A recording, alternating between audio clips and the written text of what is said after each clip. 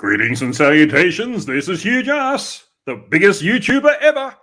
And today my guest is going to be a potential competitor to that because he wants to be the #1 YouTuber ever. But he'll still never be bigger than me. Welcome to Arctic Reflections. Thank you very much. It's great to have you here. You're in Sweden at the moment, aren't you? Yes, I'm in Sweden. Ah, good. You are a man of many, many talents. You're a YouTuber, obviously, but you're also a professional photographer. You do workshops. You're a captain in the Swedish Navy. You started a major advertising company. You've done amazing things.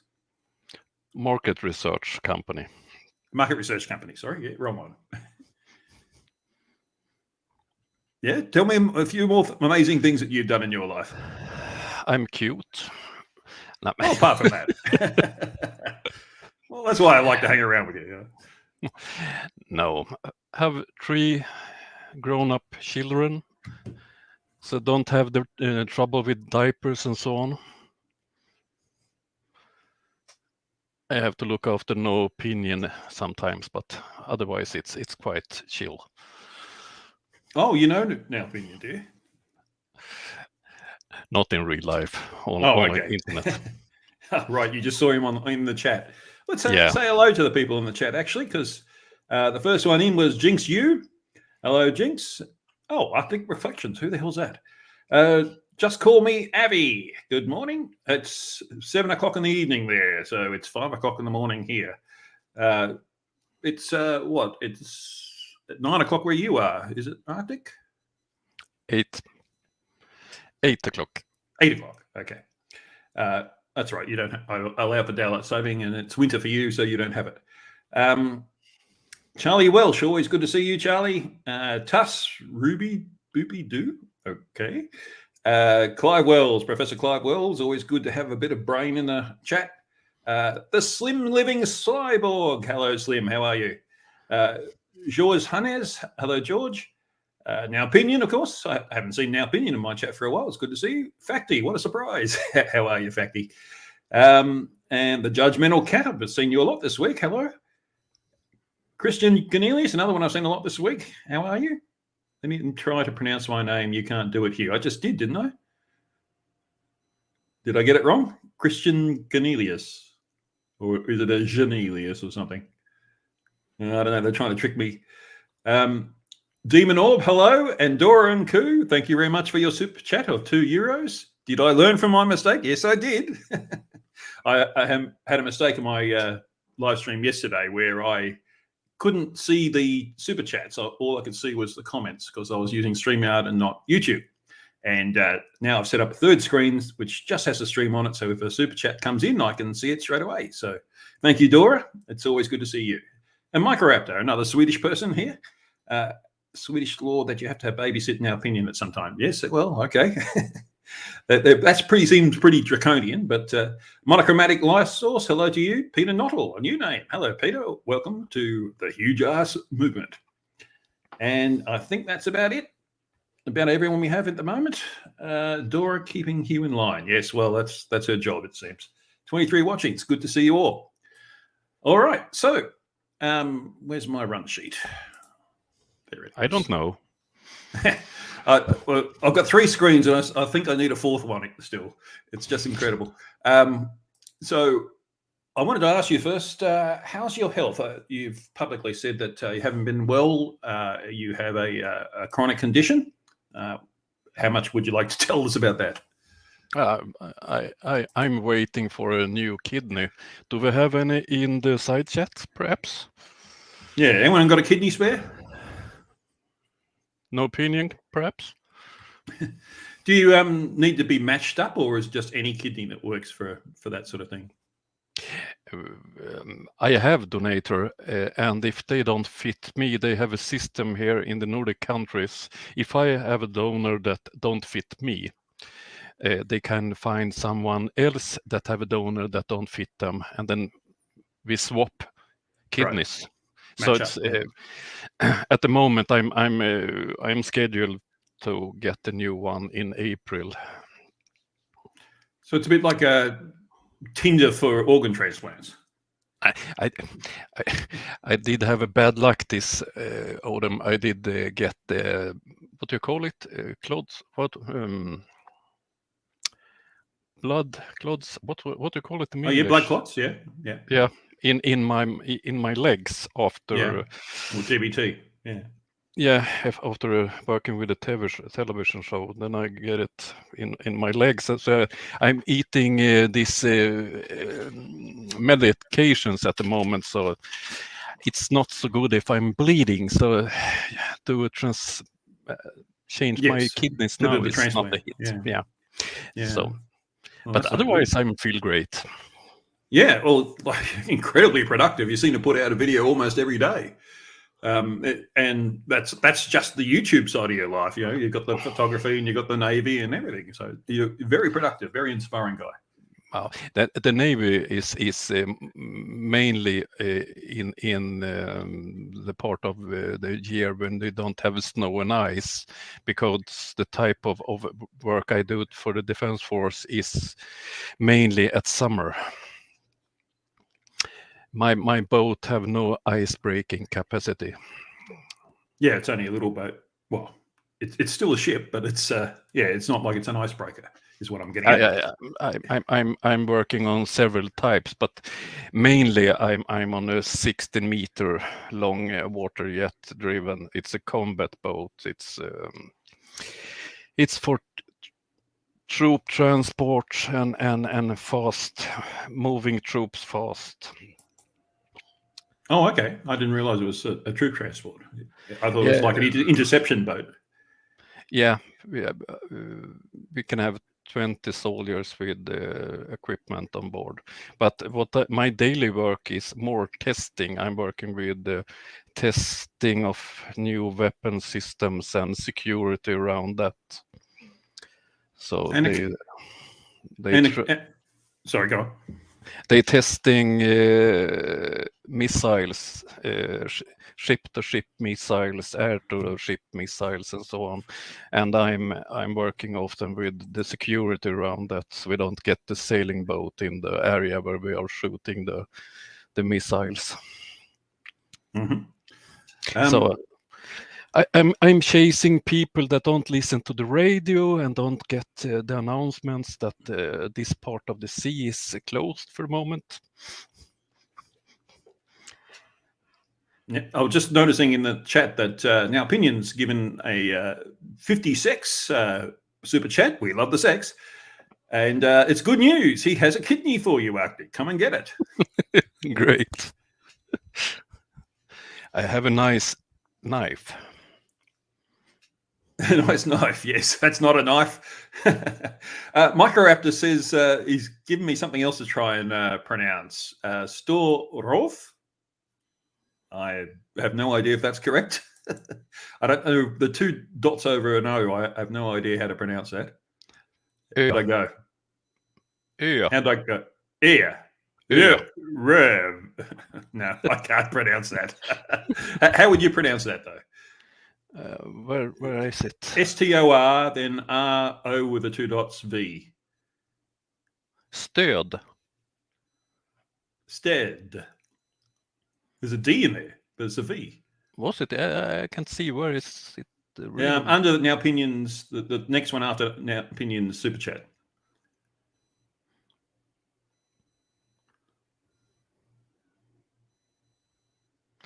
Storröv. Storröv. Big ass. Yes. All right. I'm close, I guess. But yeah. And I like Dora's idea. She wants a reality TV show called Donor Swap. Yes. Will be a big success. Oh, okay. Dora also asks, can you talk about all the rail guns that are 200 kilometers site to site you're testing? I suspect not. It's all secret. You'd have to kill her if you talked about it. But the weapon systems we are testing now is for the Swedish and the German Navy at the moment. It's a Swedish company together with the German, and they are shooting 400 kilometers, those robots. but they are navigating using GPS, radar, and so on. So it's a flurf killer. Well, it focuses in on flurfs, does it? Or... Apparently, Störöv, or whatever it was huge ass in Swedish. Although Yes. I don't know what huge ass has to do with me. So I'm huge ass, so maybe it sounds a bit similar. But anyway, all right. So what I wanted to show you.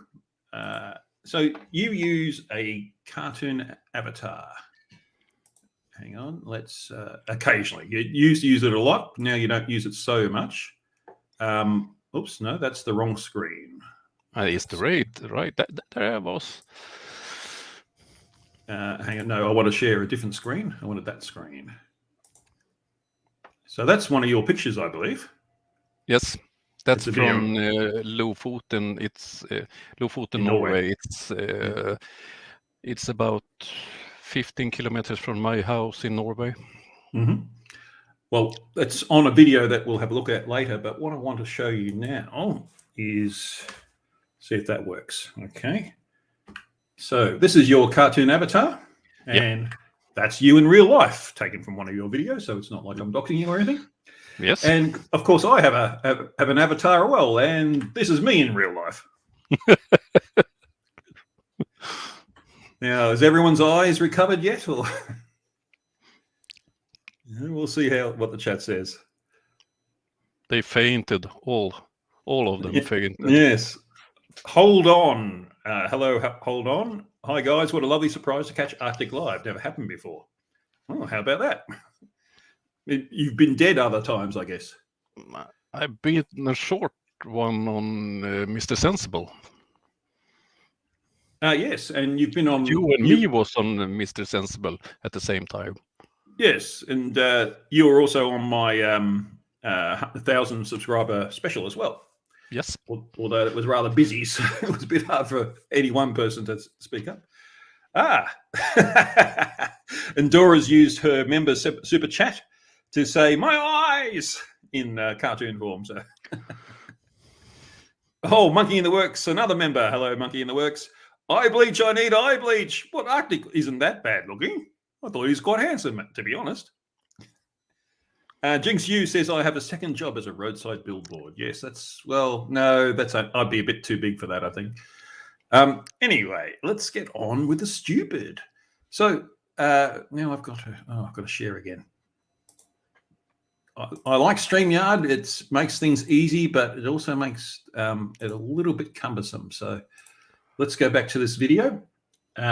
So what I want to talk to you about, being a sea captain, a qualified sea captain, you know about sextants and things like that. And as you're aware, that the flirts have been going crazy about sextants in the last couple of months. Some reason they think it's a globe killer. and no amount of reality seems to break into their little bubble. So I just want to play this bit of one of your videos, if you don't mind, if I have your permission. No problem. Where you sort of address this to some extent. So let's have a look at that. I'll just make it full screen. So I will address my simple questions to Flatsoid and Mitchell from Australia in this video. The first question: what qualifications regarding navigation do you have, and what experience do you have? That must be a very simple question to answer. And question number 2: where have you gained your knowledge, or so-called knowledge, about sextants and astronomical navigation? A, from books, and what books would that be? B, from a website, and then please, what address do we find this? C, YouTube, and what videos would that be? Not a hard questions to answer either. I did find this piece of video in one of where's Wally's latest videos. At this point, we need the experts, the professionals that actually use Mitchell. Like we're just amateurs here. We're just saying how the sextant works. We're just telling everyone how it proves the flat Earth. But no, he's not, and he is an amateur, that's for sure. And what's funny about this is Wolfie with his sextant there on the plane. Wolfie did that on purpose to get them stirred up. and they've taken it. They've started talking about, pilots use sextants and things like that. No, they don't. If your navigation systems went out and, to the point where you would use a sextant, you would probably be looking for your parachute more than the sextant. It's just crazy that it's so easily fed things like that, because they never research, they never check anything. They just look for things that confirm their own biases, and for some reason they think that makes it reality. Just idiots. Yeah. But you don't need the sextant to prove them wrong, because everything on a ship is based on a globe. So we're using this knowledge about the globe in different situations. So of course on naval ships we have sextants as a backup, because in case of war the satellites is not sure that they work, and so on and so on. So it's a backup still on especially on military ships. So let's continue.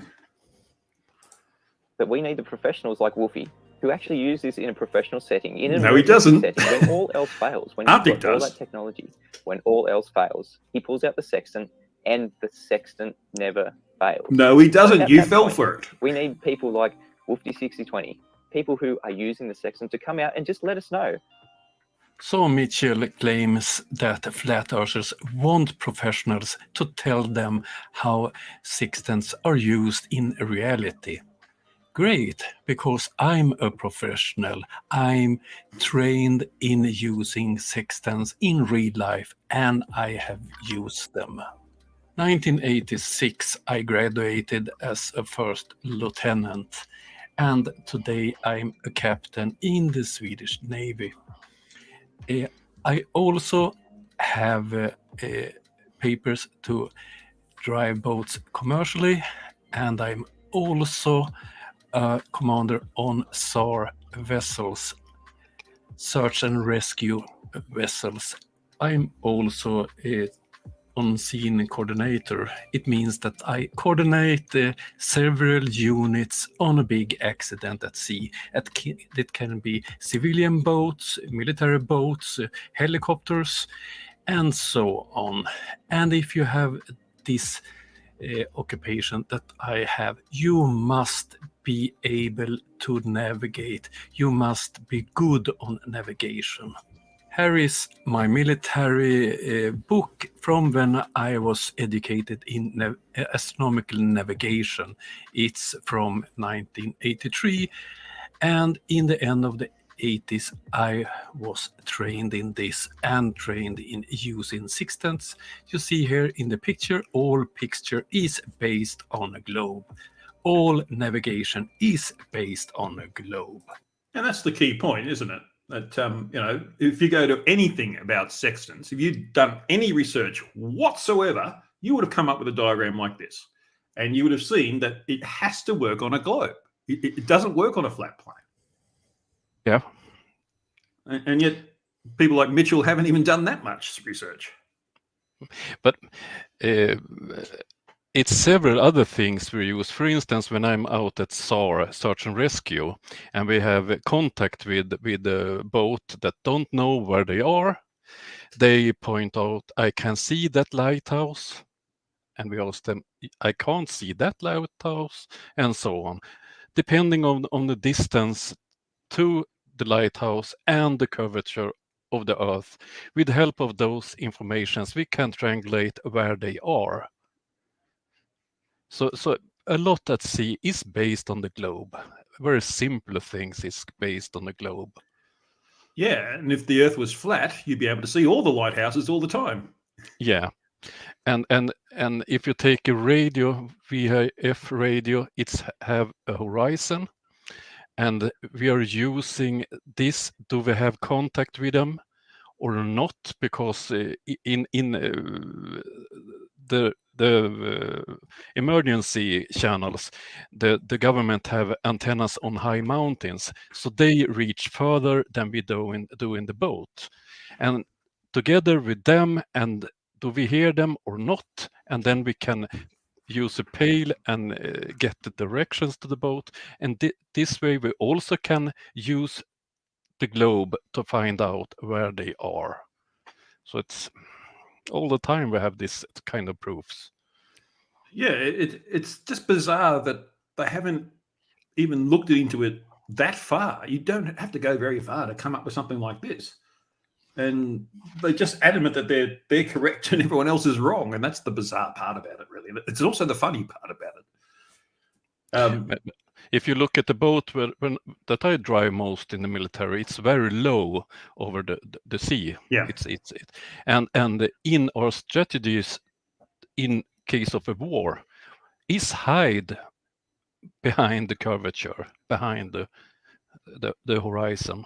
We are very difficult to spot. Other ship must be quite close to us. So we are fast, we are low. Yeah. And that's our best protection, is the horizon. Yes, the whole point of your boat is that it hides on a globe, you might say. Yeah. Very important. I thought I might just go back to where the picture of the sextant was. So can I ask you to take us through the various elements of a sextant? To my understanding, the point of a sextant is to measure an angle between two objects that you can see. Yeah. And so a star is the main thing, and then you go to your almanac and you figure out, using the almanac and the time of day, where that star should be in terms of its ground position.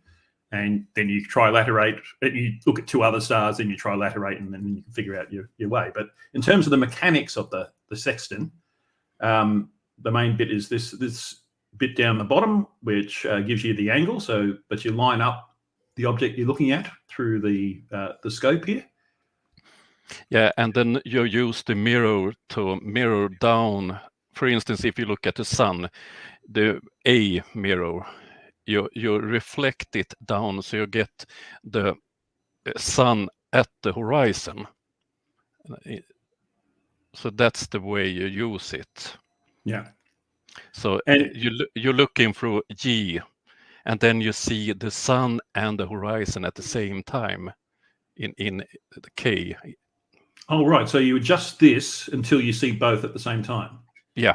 So you slide this, and that'll give you the angle. Yeah. Okay. If you look at the B, it's connected to the mirror. All right. In the top. So it's a very simple device. But what they often miss is if you measure one object, you don't get your location. You only get the distance to the GP. So you must draw a circle around the GP. Yeah.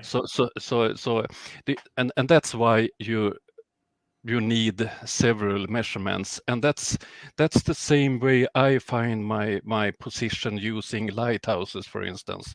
It's the same method we use all the time if we navigate using stars or lighthouses or mountains or whatever. Yeah, because it's three-dimensional space, so you need to have 3 points of reference. You can't just have one. Yeah. You don't have enough information with just one. So. Yeah. So how do you? So the flips go on about this. You need a flat baseline. You can't have a curved adjacent. But really, all you're looking for is the horizontal, which is perpendicular to the pull of gravity. So how does a sextant give you that horizontal? Or do you just use the horizon because that's going to be level? You have sextants where you have a bubble, so you get the but so it's level. Yeah. The most important, if you get the angle a bit wrong, you roughly know where you are. It's not enough to navigate to the nearest port, you'd imagine. Yeah. Yeah. So it's if you're sailing using charts and not electronic, the one in the wheelhouse who have a guard is once an hour, every third hour, it's marking on the chart where we are. So if you're out navigating at sea, you roughly already knows where you are. So this type of equipment often you use to verify that's where you are, because if you're out on a ship, you have streams, you have waves, you had other forces that moves you, so you can feel like you're going straight, but the boat goes a bit sideways. Yeah, all because the time. of streams or so on. So this type of navigation you often use to verify I'm here, I'm on course. So it's not the precision works at the most time when you use this type of equipment. You're verifying where you are. Yeah. So that therefore they treat it like it's you need to know within 100 meters where you are. If you need that precision on a ship, you're near land. Then you have references, mountains, lighthouses, and so on. Out at sea, you need a rough picture of where you are. Yeah, and all you've got is the stars out at sea. Yeah. No landmarks or anything. You've got to go by the stars. And hopefully out at sea, the worst case scenario is you end up a bit away from the target where you're going. Yeah, you might have to sail the coast a bit. Yeah. But once you've hit land, you got the landmarks to guide you, but you've got to get to land first, and you've got to head in the right direction. You don't want to head out into the Pacific Ocean or something. Yeah. And end up in Australia. Oh dear. Well, only if you bring your own ball and chain, of course. So, yeah, in terms of the flat baseline, and you can't do it on a curved adjacent. Well, first of all, locally, the Earth isn't curved. You only see it because the Earth is so big. The curve at any point is effectively parallel anyway. You said about the bubble, and that's how you get the perpendicular thing. And then you can measure from that up to the star. Then you go to your almanac, and the almanac is also based on a globe. Yeah. So, everything's based on a globe. There is no way this is a globe killer because it's based on a globe. And that in itself is a flat Earth killer. In fact, I have a flat Earth killer video series. Maybe I should do one on sextants and just point out to these idiots why they're going wrong. But they avoid several things regarding navigation. I'm always talking about radar, radio systems, and so on. All these systems shows very clear that you live on a globe, because radar, if you mount the antenna higher up on the ship, you see further because of the horizon. So it's a flat Earth killer. However, you can send with greater effect, and the radar don't get any further. It's just bizarre that they cling to this. But I don't think there's anything we could say that would convince them, because they don't want to know. And that's the intellectual dishonesty of it all. It's rather annoying, to be honest. But the only people it really affects is them, because everyone thinks they're stupid as a result. So it's disappointing in that sense. It's only the echo chamber that thinks they are heroes. Yes. I'm a great. They have the attitude that they're fantastic because they get other idiots who are stupider than they are to think they're great. Gee, that's an achievement in life, isn't it? Yeah.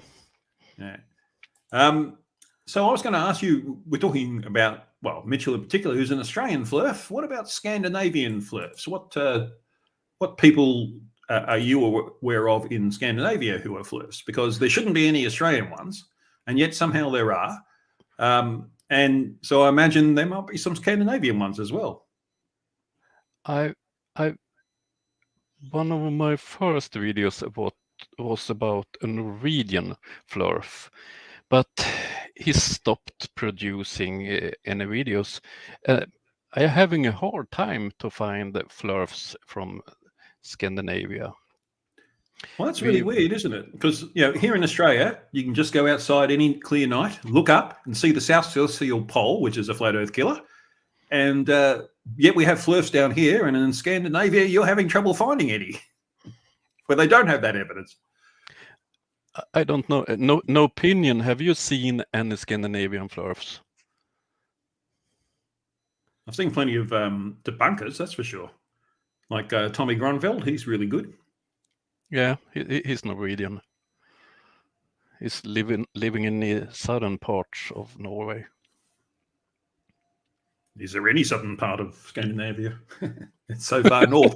It's part of its identity to be north, isn't it? It's lovely. What? So, but you never have girls in bikinis, so, you know, why would you say it's lovely? Oh, well, no not opinion. on the beach anyway. No opinion have met one Swedish flurf. I'm not seeing that. Oh, did he text you directly, did he? Or no. Seeing it here? In the side chat. Oh, I'm not seeing it. Maybe I missed it. Ali B lives in Denmark, but is not native. Okay. Oh, I was hoping to pull up a video of one of these flurfs. Clive Wells says, congratulations on deflurfing Scandinavia, Arctic Reflections. So how about that? Yeah. We scared them. Oh, and yeah, Judgmental Cat suggests that it might be the superior educational system. Of course it is. It's no homeschooling. And 11th Chimp says that he's had a Swedish flurf commenting on one of his videos.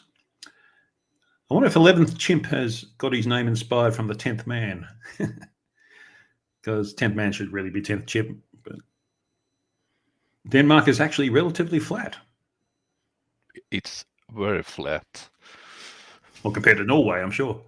And Hold On has one in Stavanger in Norway, a flurf. Superior Viking intelligence. Well, you know, the Vikings are spread out all over the world. I've got Viking ancestors. Pretty much anyone in the UK has a Viking ancestor, and you know, the British Empire spread over a quarter of the world. So perhaps you're Viking. Well, actually, I had ancestors that came through the Shetlands, so definitely Viking. There you see. Yeah. I ate a fish in Norway. Well, good. That's what you do in Norway, I thought. That's not much else. I don't think you're going to get many steaks in Norway. Norwegians is like the English people. They're not so good at making food. Unless it's fish, yeah. I had a very nice sort of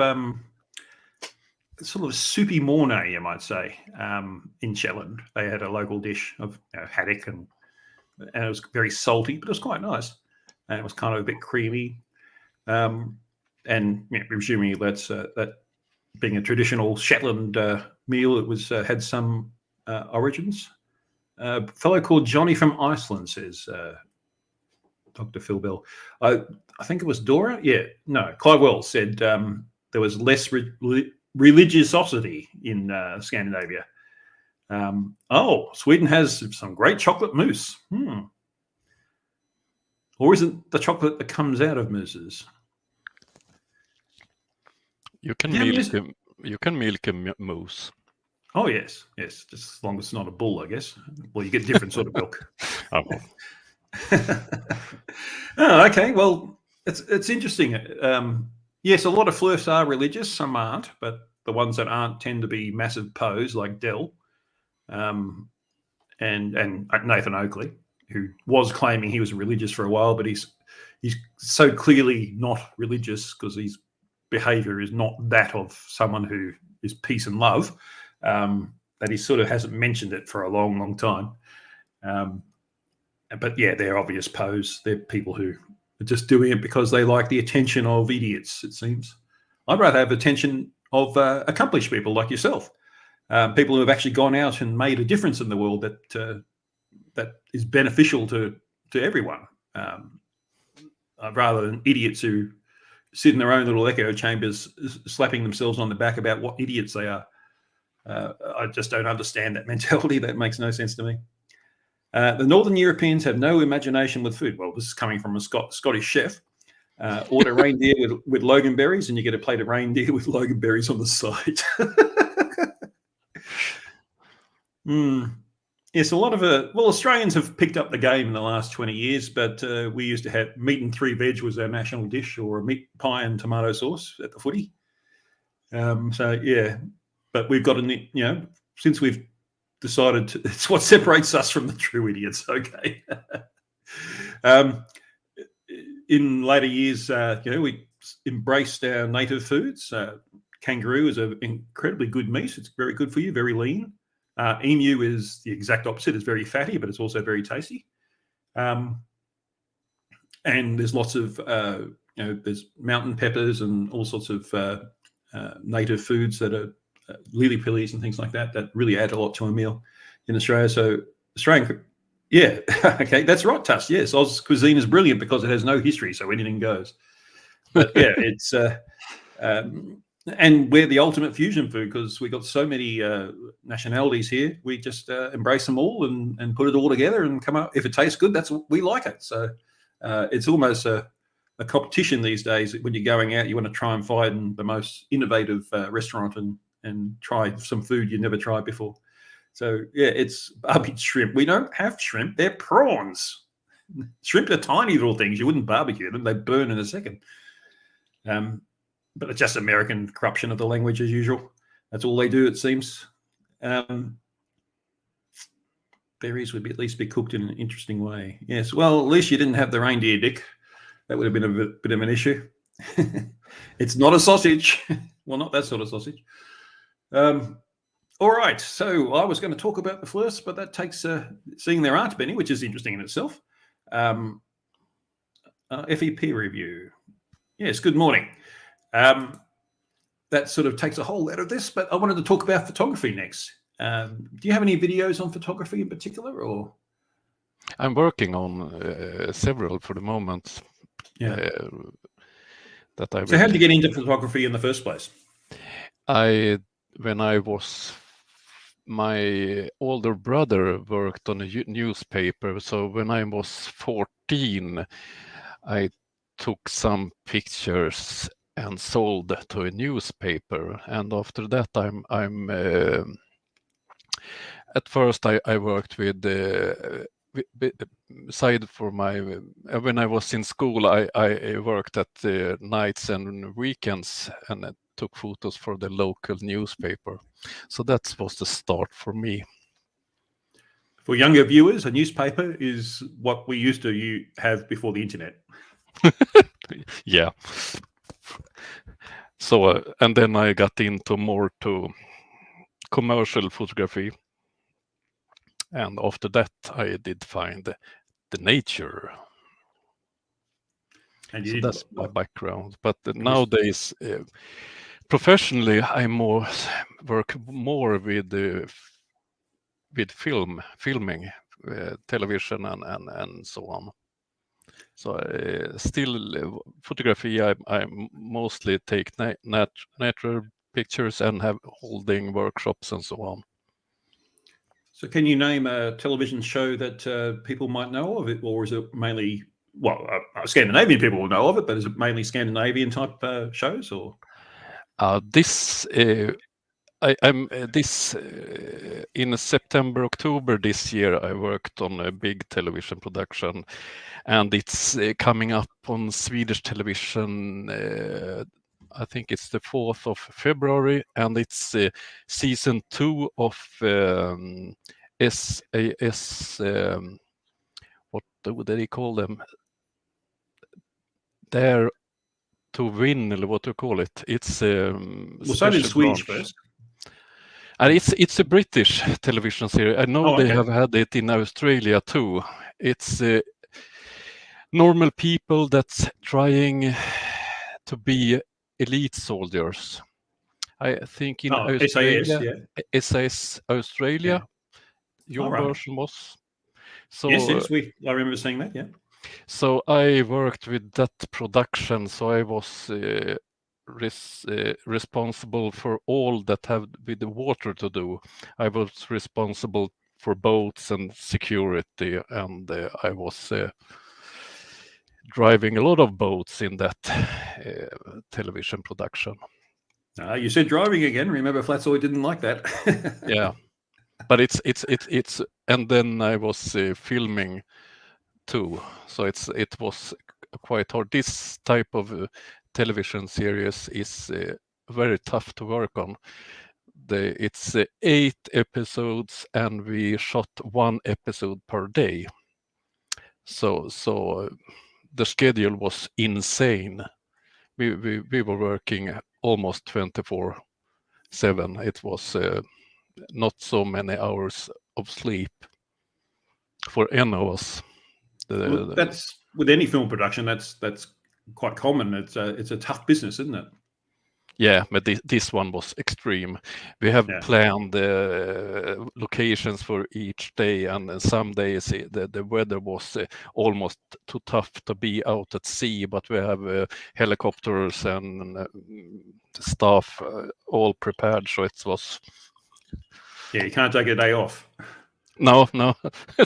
There was no days off, and that's the reason why I got problems with my legs, because I had to move a boat. I think it was 80 nautical miles, and it was very rough sea, but it was and what's only 8 meters, very fast boat. So it's a trip that should have taken 1.5 hours. If we had flat water, it took us 7 hours. It was insane weather. First 7 hours of you standing up and bouncing up and down, you know, that I could imagine your problems with your legs. I sat at the seat driving, and the first time when I drive a boat that I got seasick. A seasoned sea captain getting seasick. How about that? It was insane. So it was, but it's quite fun. Fun? Your legs bled? You got DVT in your legs and it was fun? Yeah, you got a different definition of the word fun that I wasn't previously aware of. But it was quite, the first time I throw people overboard. What, on purpose? Was part of the training. Yes. The first scene in this series, we are collecting them. They don't know where they are. They don't know where they're going. And we drove, these boats did go about 60 knots. So it's about 110 kilometers per hour. On a boat? So, wow. Yeah. This was real boats, and then we threw them overboard 100 meters from shore. They didn't see anyone. They was in their civilian clothes, and then we stopped. We were 3 boats, and we stopped and screamed, "Jump overboard now!" So that was the first experience of those days. So did they have a sextant to navigate, or no sextants? So I had to swim 100 meters to shore. I guess there's not many sharks around there. No, I think it was 9 degrees Celsius in the water, so it wasn't so cold. Oh, that's cold enough, though. You get pretty close to hypothermia with that. No, but I guess you're out in 100 meters. You probably take half an hour to swim that in that sort of weather. No, it took them longer. Oh. So that's what I'm working with a lot. So now I'm working with the crime series. I start in February with. Yeah. And you also did a zombie series at one point. Yeah, last year. Yeah, it was a children's series with zombies. So, and then I made was in a thriller that will have premiere on Netflix this autumn. This spring. Okay. Well, that one's in English, or? It's Swedish, but it will be broadcast not only in Scandinavia. So I don't know. Netflix is a strange thing. You don't have the same films in Australia as we have in Europe and so on. So I don't know which markets they will send it. Well, that's why VPNs are good, because you can pretend you're from another country and see things in other people's Netflix. So. No Opinion did see the zombie series with his children.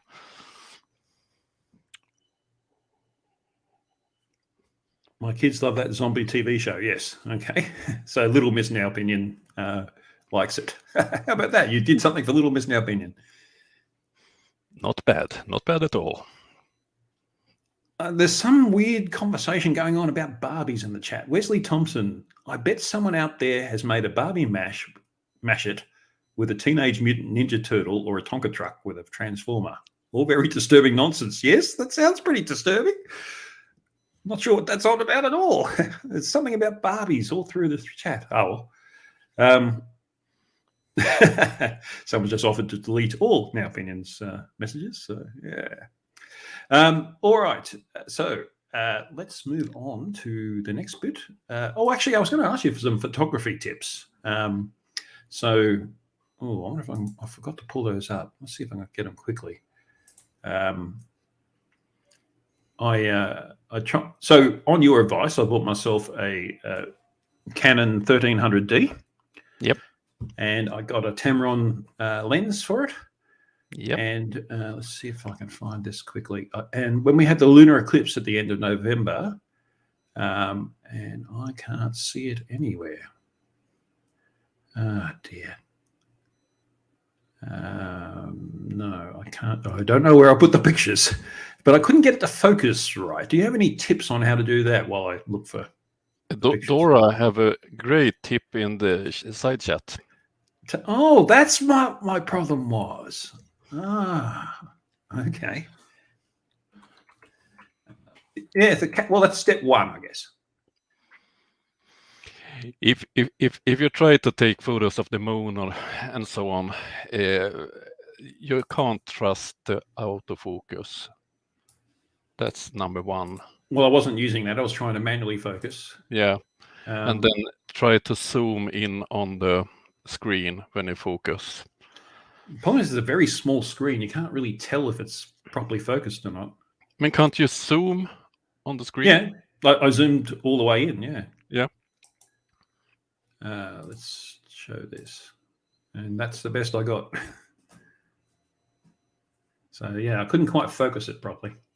No, that's focus. You have to train. Yes, well, lunar eclipses only come around so long. If you're not sure of the focus, it's a bit. Because when you're taking photos with a digital camera, take 100 exposures. Oh, yeah. This is the only one I could find for some reason, but I took a whole lot of them. I wish I could find. I got one of the eclipse moon rising, and it looked pretty cool. But again, I couldn't really get it focused properly. I don't know what the problem was. But the best tips taking photos is don't show the bad ones. Well, yes, I guess that's the way it works. Yeah, everyone thinks you're a brilliant photographer because you take like 1 million photos and you only show about 4. I mean, if before I worked a lot of it taking sport photos for newspapers and so on. So if I take covering a ice hockey game, I on its free periods, it's 20 minutes per period. I take about 1,400, 1,500 pictures, and I deliver perhaps 40, 50. The rest I throw away. No one will see them. Yeah. Yes, you hide your mistakes or bury them even. Yeah, but it's taking a lot of photos and only keep them you're satisfied with. Yeah. And they're digital. It doesn't matter if you lose them. Yeah. And that when we were using regular film, if I was taking a hockey match, perhaps I used 4 or 5 films with 36 exposures per film on a hockey game, and then perhaps 2 or 3 pictures was published.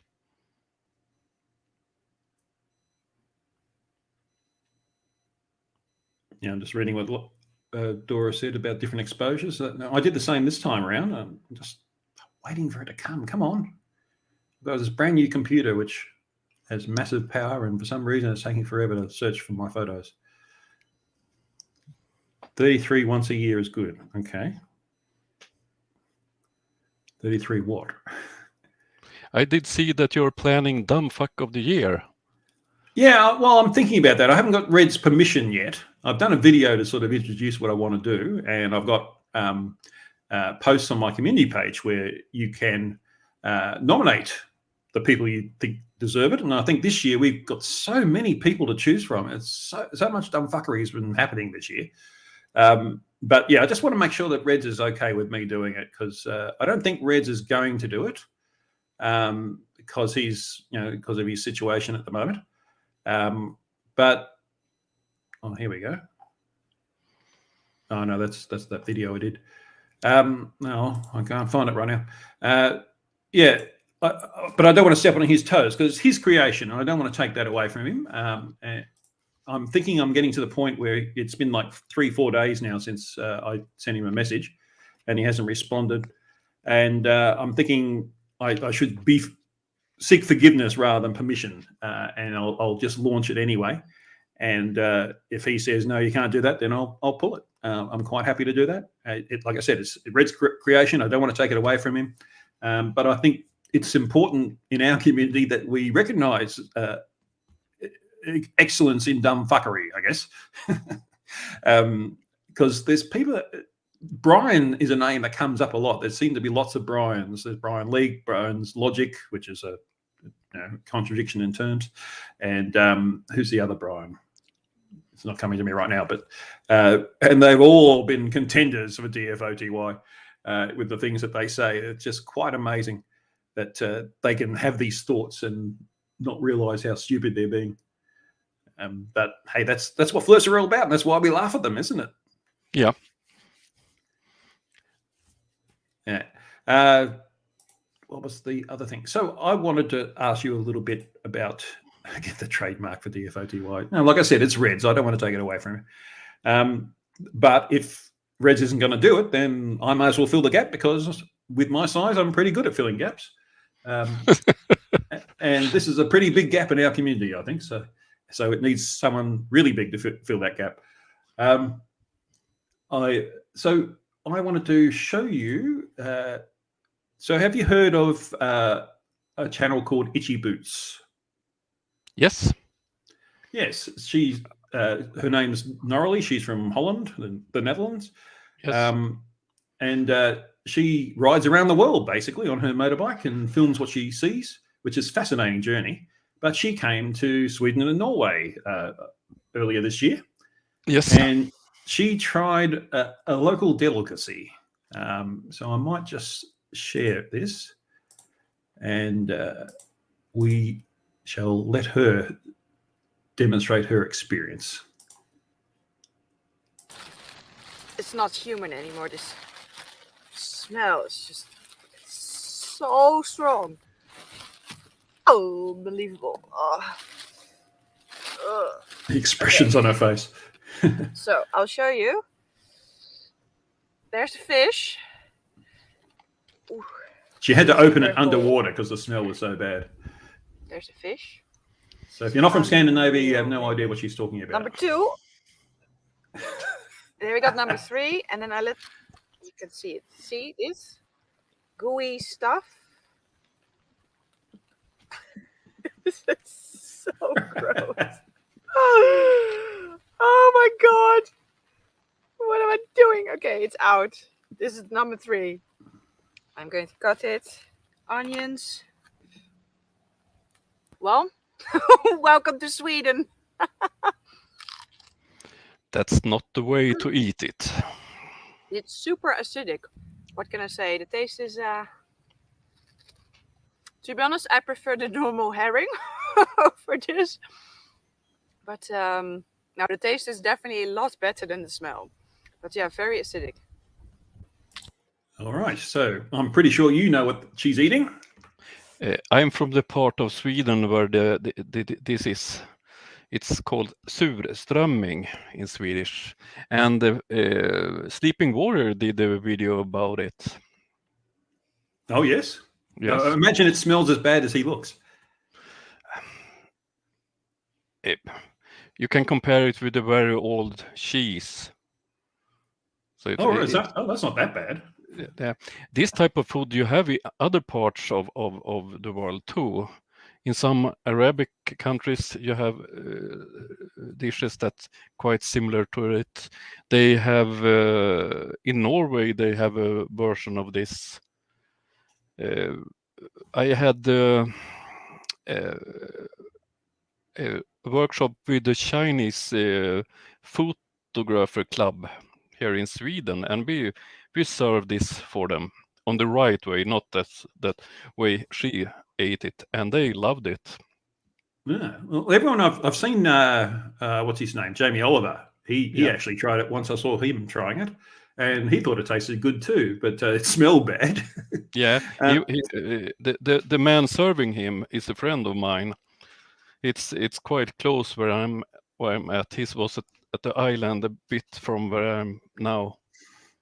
Right. So take us through it. It's fermented herring, isn't it? Yes. Yeah, and they just whack it in the can and with, I don't know, salt and vinegar and things. They are fishing in late spring, and then they put them with salt over the summer, and then it's the premiere is in August. So it's in my part of Sweden, it's a tradition to eat this in August when it's premiere for this year's surströmming. Surströmming, how's that for pronunciation? No opinion, he's from Stockholm, our capital, and I don't think he's like it. Mm-hmm. They're a bit wussy in Stockholm, aren't they? He's in Stockholm. This part of Sweden I'm in is about 500 kilometers north of Stockholm. Oh, okay. I didn't realize Sweden was that big. Yeah, it's a fair way. But I think it's 1,100 kilometers from north to south. Oh, okay. So it's like a Sydney-Brisbane distance. Yeah. Or a little bit more than that, actually, but yeah. So I'm in the middle of Sweden. Mm-hmm. What would be the equivalent in the US and UK? UK would be, it's a bit more than London, Birmingham, I guess. London, Edinburgh, probably. Oh, no, 1,000 kilometres. So it's John O'Groats to Land's End, yeah. I've done that trip. Yeah, okay. So yeah, it was as big as the UK, basically. Our Scottish friends have this a bit wrong, I think. 4 miles long and 5 miles wide. What this miles thing people keep talking about? You know, is that some archaic measurements or something? Yeah. People back in the backwoods, you know, they still use those. Yes. Yeah. So they ferment it, they put it in a can, then they eat it in August. What's the correct way to eat it if Norrelly wasn't eating it properly? Many eats it with soft, thin bread, fresh potatoes, a bit of sour cream, and some red onions. So what did she do wrong? You don't have it's quite a lot of taste in it. So she put the whole fillet on the bread, and so people who taste it, they mix it up with more. They have more potatoes and so on. So they don't eat the whole fillet in one one go as she did. Yeah, she doesn't know better. Yeah. So when you say potatoes, are they cooked or? You eat it as it is. You don't cook it or anything. No, the potatoes. Do you cook? No. The fish, I meant. You don't do anything with it. Yeah, it's fermented. Yeah, but the potatoes. Do you cook the potatoes, or you just slice them up? You cook them. Yeah. Okay. So it's a nice soft taste. Yeah. Yeah. Oh, okay. Well, when I come to Sweden, I'll get you to take me out and have some. Yeah, I can take you at the place where Oliver was. Jamie Oliver. Yeah. Okay. Yep. That'd be cool. Be served by the same person. He's a professional clown. So he's a flurf. Yeah, he's a real clown. Okay. Quite famous international. Is he the clown you have on your title page of your channel? No, that's a flurf. But you got a clown. Bring out the clowns as your banner up the top. Yeah. That's not him? That's someone else? Nope. Okay. It must be a flurf. Yes, well, it's covered in blood, though, from the looks of it. That's a bit disturbing. It might have been one of your zombie clowns or something from your TV show. Yes. All right. So I think I've come to the end of the things I had to show you. So, we've been going for an hour anyway, so that's good. It's been great to have a chat with you. I've been wanting to have a chat with you for a long time, but we've never been able to match up, it seems. Yeah. So Tuss says, well, I always take anything that Tuss says with a grain of salt, but did you know that there are an estimated 355,000 horses in Sweden? Might have found an alternative to rotting fish. Yes. I take a horse over anything. Well, horse is actually very good meat. It's very lean compared to beef, for example. But yeah, horses are useful in other ways. So. Yeah, don't eat them. No. But I do when life gets tough. Like Burke, Robert O'Hara Burke, who was an explorer here in Australia. He was the first one to go from Melbourne up to the Gulf of Carpentaria, and Burke and Wills, famous, Wills was his partner. So Burke and Wills are a famous set of explorers in the 1860s. But they killed several of their horses on the way because they ran out of food. So horses are like a reserve food, but it would have been good eating when they had it. Even though if they knew anything about bushcraft, they would have known they were surrounded by food. So they could have shot a kangaroo or something like that. Thanks, Dora. Yes. Yes, I agree. Your English is very good. We wouldn't be able to have this conversation if your English wasn't good. But so, I refuse to debate flurfs. Well, I've got two reasons. Nothing to debate. Yes. Well, that's one of them. Yeah. But yes, it's flurfs aren't worth debating, really. It's the same old nonsense arguments based on emotion or on paranoia. It's never anything based on fact. And that's where they fall down. Based to get the debate. Yeah, it's not. I like it how FDFE always puts the word debate, flat Earth debate, in quotes to imply that's not really a debate. No. Yes. So I guess we've come to the end of this discussion. So it's been great to have a chat with you. Like I said, I've been looking forward to having one for a while. It was nice to be here in Australia. Yes, early morning in Australia. It's now 6 o'clock. Where is the kangaroos? Oh, they're out there. I get koalas near me and curlews, which are an endangered bird. They come into my garden all the time because I live by the seaside, and at the moment anyway. And I've got koalas and plovers and all sorts of things around here. Kangaroos are around, but we don't see them so much because there's so much traffic. The ones that are here tend to get hit. But Mount Cotton, which is about 9 kilometres away, there's always kangaroos there. So if you come out, I'll come and show you some kangaroos. I was very close today to run in to a reindeer when I was out with the car. Yes, well, that would be a bit scary, especially when it's mostly dark all the time. Have you been to Australia, by the way? I'm afraid of kangaroos. You're afraid of kangaroos, okay. You should be scared of drop bears, as Monkey in the Works mentions. You know, they're a real problem. They're koalas with 12-inch fangs. They're mutant koalas, and they sit up in trees, and they wait for foreigners to walk along. They can tell from the accent. And then they drop from a great height and go. If you don't have a Vegemite sandwich to give them, they love Vegemite sandwiches. They go straight for the jugular. You got to worry about drop bears. So. But I think that the real danger in Australia is Mitchell from Australia. Well, he's what we call a drongo. Okay. There's a bird called a drongo, and it's become a term for what Mitchell is, basically. The thing about Mitchell I hate the most is that he's got 5 kids. And, well, not that I hate that he's got 5 kids, but he's wasting his time with this nonsense when he should be feeding his kids, basically. Yeah. But that's his choice, not mine. I just feel for those kids. That really gets under my craw. But they're not my kids, unfortunately, and I hope they're looked after well enough. Apparently, he lost his job because he refused to get a vaccination. So that's a rumor. I'm not saying that's the truth. That's what I heard. Just saying what I heard.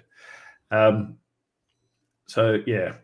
I guess that's where we wrap it up. Yes, sir. Thank you very much for being on the show, Arctic. It's been a great honor to have you as a guest. I hope I'm going to do the Wheel of Derp. Did you see that live stream with Planet Walk earlier in the week? Yeah, I did see it. I'm thinking I might do that with guests in the future, and Yeah. you know, I'd like you to be very much to be one of those guests, if you don't mind. Yes? No? Have I stunned you? Have I? I'm on. Yes. Yes. Okay. Cool. Yes, the Wheel of Derp. That'll be fun. And thank you, all viewers. Yes, thanks to everyone in the chat. We've had good 33 is pretty good. 33, the magic number. Ooh. Yes. And thank you again for being on the show. Thank you everyone in the chat.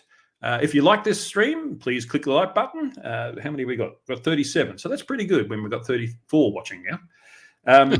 If you like it a lot, then please click the subscribe button, if I put my teeth back in, so that you can be notified of future things I'm putting out. I did say yesterday I was going to have a live stream with Wolfie this week, and because of family commitments, he can't do it this week, but we'll do him in the future.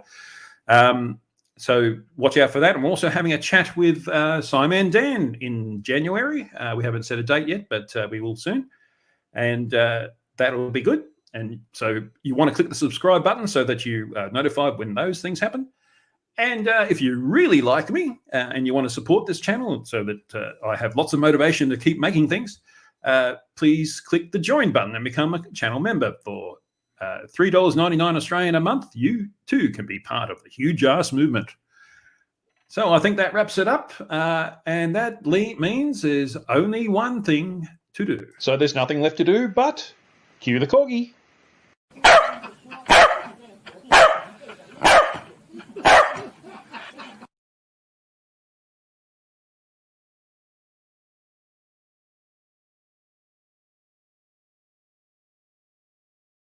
You're despicable.